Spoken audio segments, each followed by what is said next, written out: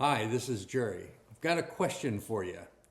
Have you ever seen a small crack in a dam or in a pipe when water's leaking out? What happens if you ignore it? Welcome to Proverbs 17:14.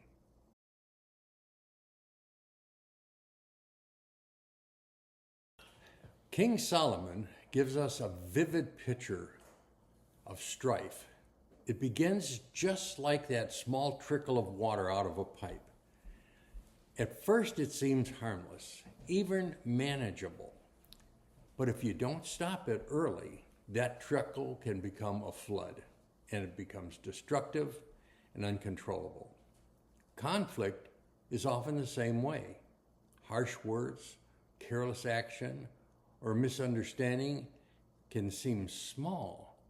But if we allow it to flow, it can swell into arguments, bitterness, and broken relationships. The wise person learns to leave off contention. That means walking away, choosing peace, and shutting off the trickle before it becomes a torrent.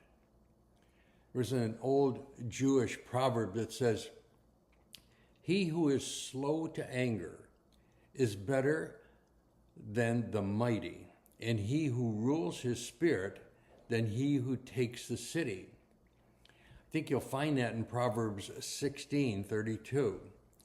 True strength is not found in fighting every battle, but in knowing when to step back. What do you think about that? I'd sure like to hear from you in the comments. Now here's a story that might relate to it. Story of two neighbors arguing over whose tree droppings leaves on the other person's yard.